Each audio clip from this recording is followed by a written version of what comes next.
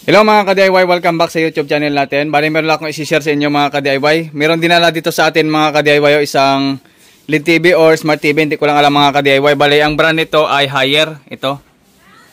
Yan, Haier. Ang problema kasi nito mga ka-DIY, sabi ng may-ari is wala daw power. So nilapag ko lang muna dito. Try muna natin mga ka-DIY saksak. Bali ito yung kanyang AC. Ayan. Yan. Yung kanyang AC niya. So saksak muna natin dito. Tingnan natin, sabi ng may-ari daw walang power. Check natin dito, naka-plug na tayo dyan. Then, i-power on. Meron siyang isang button dito sa ilalim. Yan o. Yan, dito. Power on natin. Yan. At wala siyang indicator. Yan, kung mapapansin nyo, walang indicator. Kahit i-power on natin, ito yung power button switch niya. Ito. Yan. Ito. Yan. Power, wala. So ayaw mag-power mga ka-DIY, yan ang problema niya, walang power. So kapag ganito mga ka-DIY, ang troubleshoot nito is nasa power supply or kung wala sa power supply, possible na walang indicator itong ating TV kapag may tama ito sa mainboard o may problema yung mainboard natin. Minsan kasi yung mga TV natin is walang indicator, ibig sabihin yan is walang power.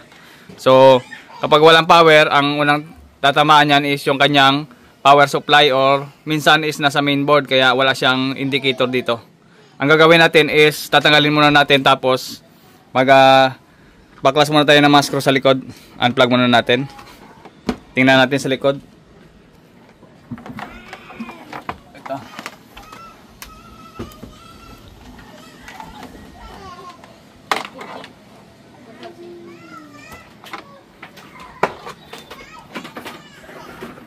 So ito mga ka-DIY, bala hindi na siya smart.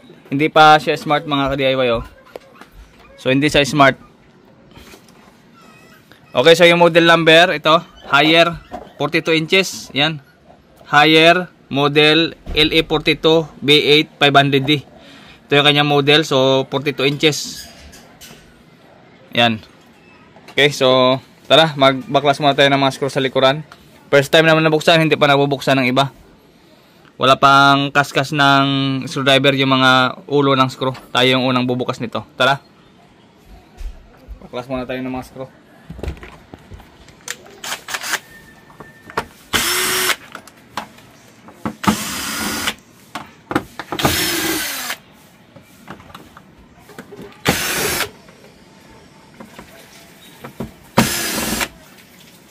Tingnan natin kung anong nangyari, bakit wala siyang power. Possible din kasi mangyari yan sa mga mainboard natin or sa power supply.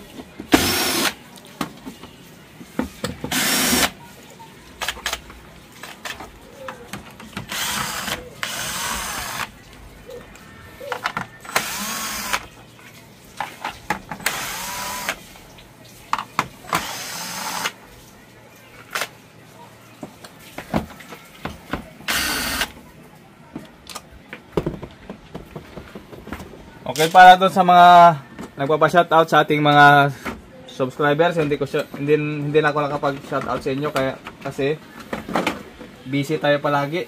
Yan. So pasensya na doon sa mga nagtatanong sa atin at nagpapa-shoutout.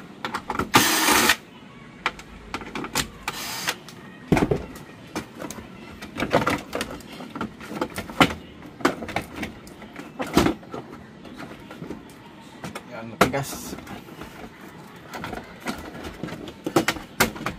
Kabit pata to. Nakaskruwa pala yung dalawa.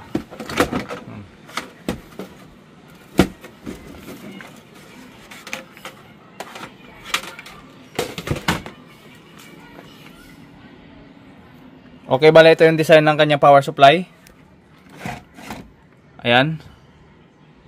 So basic lang naman yung power supply niya. Putok agad ang resistor, fusible ito. Putok yung ating fusible na resistor, isa. Sigurado yan may problema tayo dito sa ating MOSFET ng primary. So ito yung kanyang power supply section, ito. Yan. Ito naman yung secondary out natin. Ito secondary out na papunta sa ating mainboard. Ito naman yung mainboard natin. And then ito naman yung ating top board. Board ng LCD. Okay, so Okay, visual checking muna tayo mga ka-DIY, balik tayo mamaya. Base naman mga ka-DIY sa ating visual checking is wala tayong problema.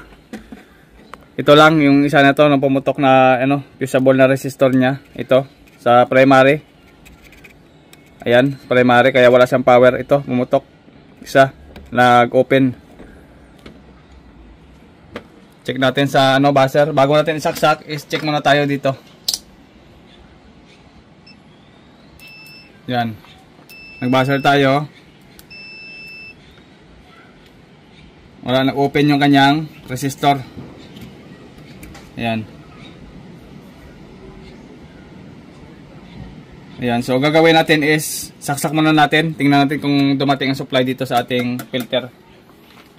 Check natin sa DC muna tayo. Ayan. DC. Or sa AC muna para step by step. Okay, saksak muna natin yung unit dito. Plug natin dito sa input niya sa AC. Tingnan natin. Yan, meron tayong 225 volts na nakuha dito sa AC sa input niya. Then tingnan natin kung tumagos ang AC dito sa kabila. Sa 4 pins na diode natin ito. Yan, sa 4 pins diode sa dalawang paa sa gitna. Sa AC yan, convert sa DC. Yan, kung napapansin nyo, wala tayong supply. Yan, walang supply na pumasok dito. Pero meron tayong input dito na sasaksakan. Meron tayo. Yan. Pero pagdating dito sa 4 pins na diode, kailangan makarating yan dyan. So wala tayong nakukuhang 225 volts. Ibig sabihin lamang, ang fuse ay nag-open din ito. Yung box na yan na maliit, ito, fuse yan. Nag-open yan kaya hindi makatawid yung supply dito. So bakit nag-open ito? Possible nga nag-open mga ka-DIY kapag sira yung ating 4 pins na diode. Sira ito. Yung ating PWM nasira or itong ating MOSFET ng primary. PWM or MOSFET, pagka nasira yan, ang fuse natin minsan ay nag-open. Yan, itong diode na to, itong MOSFET ng primary at yung PWM nito nasa ibaba ata nito, nasa baba nitong board. Sa ilalim nakadikit. Kaya yung nakikita lang natin dito, itong MOSFET lang ng primary. Yan, kaya pagka nagkaroon ng problema yan o nagkaroon ng short ang dalawang to at yung sa ilalim na PWM, ang tendency mag-open yung ating fuse kaya walang nakakarating na 225 volts dito sa ating 4 pins na diode. Yan. So wala tayong nakarating na AC dyan. At wala din tayong DC, siyempre walang input, wala din siyang output. Yan. Tara. Check muna natin mga ka-DIY, baklas muna tayo ng board, tapos i-troubleshoot natin. Okay, bago tayo magtanggal ng pyesa, check muna natin uli. Mag-buzzer uli tayo dito. Bali na inangat ko na yung board, ito na, naangat ko na yan. Ito, kalimutan ko lang i-check kanina. Ito. Yan, mag-buzzer muna tayo, tapos check natin yung kanyang MOSFET ito, sa primary natin. Yung may tatlong paa ito. Yan, yung may tatlong paa na yan. Ito siya. Yan. Okay naman, wala namang short. Yan, wala namang short.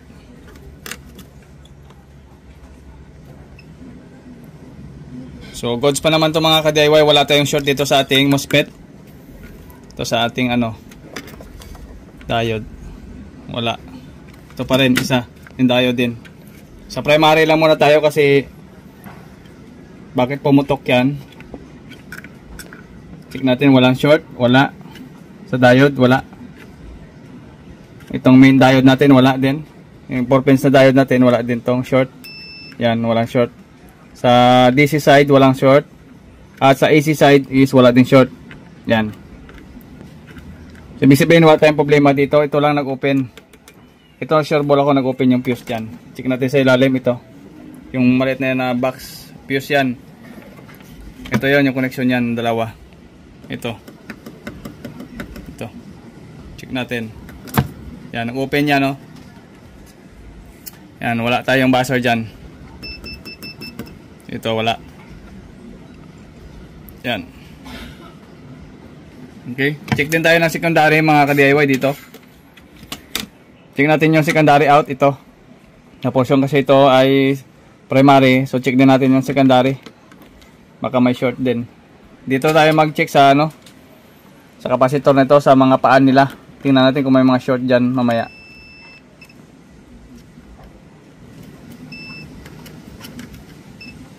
So good pa naman ito. Ito, check natin yung mga capacitor. Ito yung capacitor natin, check natin to. Kung may short o wala. So wala naman, okay naman siya. Yan, okay naman. Then, balik tayo dito sa ano. Balik tayo sa primary, wala, okay naman to sa secondary. Itong primary, balik tayo dito. Sa ilalim niya, ito pala. Yan, yung mga switching natin. So, check natin. So, okay pa naman.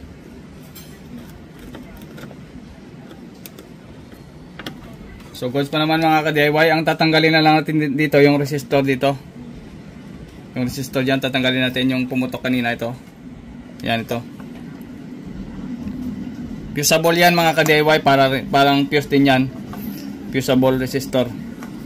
Yan. So dapat yan ay may buzzer. Ito walang buzzer. Na nag-open talaga. Dapat yan ay mayroong buzzer sana. Yan, wala. So gagawin natin is tatanggalin natin to. Then jumper muna tayo sa fuse dito, sa main fuse nya. Jumperan natin ng wire, tatanggalin natin to at isaksak muna natin. Tingnan natin kung magkakaroon ng supply yan. Tanggal tayo ng resistor.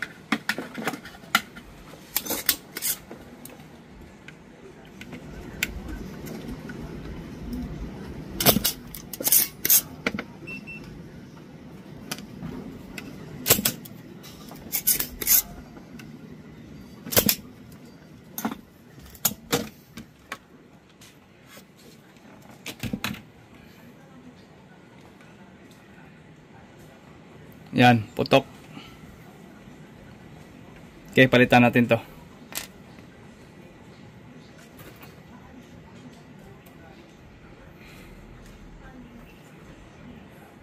So, bali ito yung papalit natin mga ka-DIY na resistor. Yan, dito ko siya na binunot ito. Sa primary din. Ayan, dito sa MOSFET din. Nakakonect dito sa ating MOSFET. Ito, fuseable din yan. Yan. Magkaiba yung color code nila kasi fuseable nga yan. Parang fuse lang naman to. Yan, magkaiba yung kulay nila. Pero at least fuseable din siya. Pwede yan ilagay. Ito, meron niyang buzzer or continuity. Ito. Yan, dalawang paa niya ito. Yan, fuseable yan sa primary natin. O parang fuse lang naman ang trabaho nito. Ayan, kung nagkakaproblema, so ito ay pumuputok or nag-o-open. Okay, so salpak natin dito mga ka-DIY sa binunutan natin. Yan, parang fuse lang naman ang trabaho nito.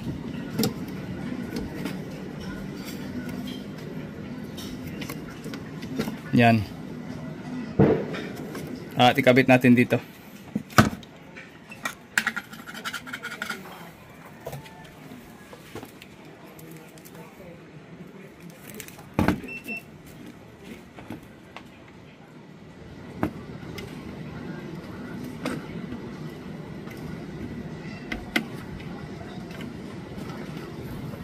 Ayan, tapos yung fuse natin, ito,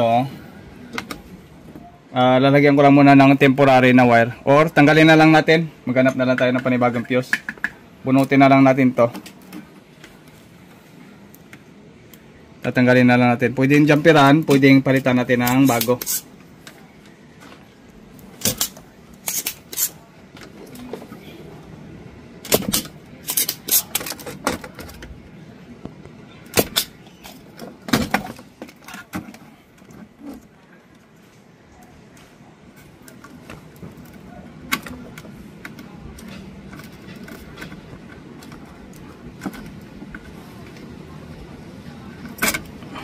Yan to.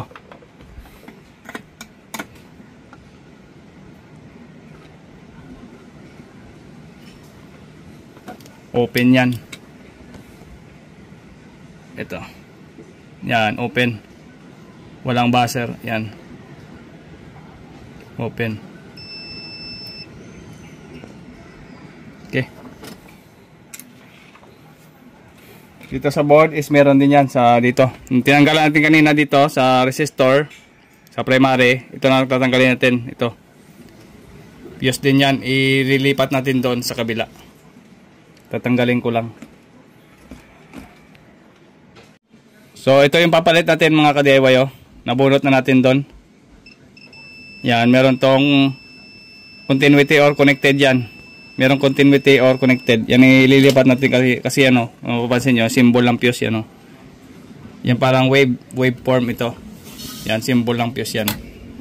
Lalagay natin dito.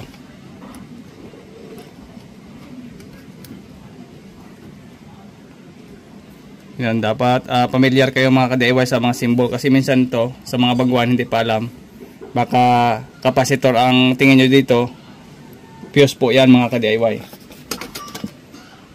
Yan, kabit natin dito.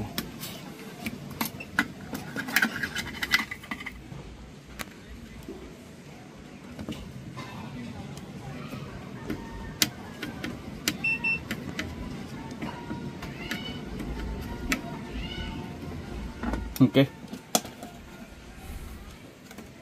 Nakabit na natin lahat. And then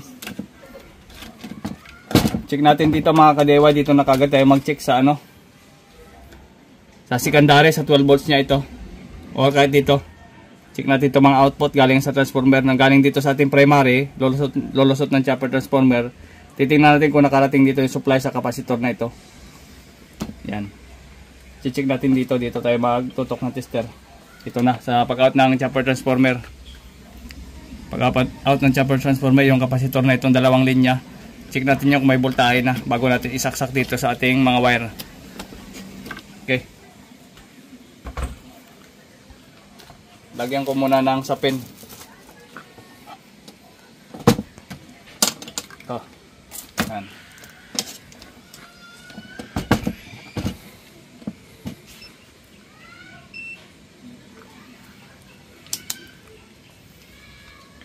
Yan. Balisaksak ko muna. Ito. Abang natin yung tester dito.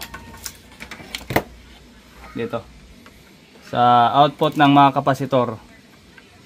Yan, sa dalawang paa ng kapasitor, itutok natin dyan kung nagkaroon ng supply. Saksak ko lang ito. Yan. Napapansin nyo, meron tayong supply dyan na 11.9. Ibig sabihin, buhay na yung supply. Yan, nagkaroon tayo dito ng supply. Yan. Kita nyo, meron na tayong supply dyan. Yan. Okay, so bunutin muna natin at isaksak muna natin yung ano, yung mga wirings niya. Okay, so unplug lang natin. So meron na tayong supply at buhay na. Yan. Ligpit muna tayo ng gamit. Tapos saksak natin. Yan, temporary lang muna nakaganito. Yan. Lagay natin yung mga wirings. Testing natin. Baka yun lang ang problema niya. Yung fusible natin sa ano, resistor. Lagyan natin ng lock. Temporary para hindi malaglag yung ano, board. Okay. So, lagyan natin. Ito. Tingnan natin kung may indicator. Yan. So, meron siyang indicator mga ka-DIY. Nagkaroon tayo ng power, oh. Yan. Okay. So, power on natin dito sa pinaka-power button. Tingnan natin. Ayun, nag-oscillate na. Pag power on natin, one click lang. Titingnan natin dito. Ayun, nagkaroon ng backlight. Yan, oh. Yan, nagkaroon na tayo ng ilaw ng backlight. Ibig sabihin, nabuhay na yung unit. Bilang muna natin ito. Sa ilalim, check natin. Yan, o. Yan. Meron na siyang display. Ibig sabihin mga ka-DIY is good na yung unit. Yun lang yung parts na pinalitan natin, nag-iisang resistor at saka yung kanyang fuse. So bibihira ito mga ka-DIY kapag ganitong mga trouble na pumuputok yung ating fusible resistor tapos walang nadamay na ibang pyesa. So bibihira lang na problema yung ganito. Yan. Okay, so ulitin natin, titingnan natin kung bunutin ulit natin dito. Unplug natin. Tapos balik at power on. Tingnan natin pagka nagka-power na. Power on lang natin. 'Yon. Power on. 'Yon. Tingnan natin sa ilalim. Kung anong resulta. Ayan mga ka-DIY, malinis na malinis yung screen. Higher ang tatak. Ayan, so malinis. Ano? Ayan. Wala pang basag. Ayan, medyo matagal itong na-stock kaya nagkaganito mga ka-DIY. Matagal nila ito in-stock ng may-ari. Pero okay pa naman pala. Nawala na yung power tapos biglang in-stock na lang. Yan. So baba natin. Okay, so yun lang mga ka-DIY yung pinalitan natin ng mga parts. At mamaya-maya i-close ko na ito. Ibabad ko lang muna ito mga ka-DIY. Ito lang yung fuse na pinalitan natin at saka yung kanyang fusible na resistor kanina. Itong dalawang parts lang itong pinalit natin kanina. Oh. Yan lang. Yan. So, okay na ito mga ka-DIY. Wala tayong problema dyan. At sana tumagal yung unit kapag ganito. So, okay lang naman yan kasi power supply section lang naman yung tinrouble natin. So, hanggang dito lamang mga ka-DIY yung ating video. At maraming salamat sa inyong panonood. Ayan. Okay, so baba natin. Normal na yan mga ka-DIY. Hanggang dito lang ating video at maraming salamat sa inyong mga panonood. At shout out na rin sa mga technician natin, yung mga ka-DIY natin dyan at yung ating mga subscriber na mga bago pa lang sa channel natin. Shout out sa inyong lahat. At maraming salamat. This is JM Tutorial. Bye-bye.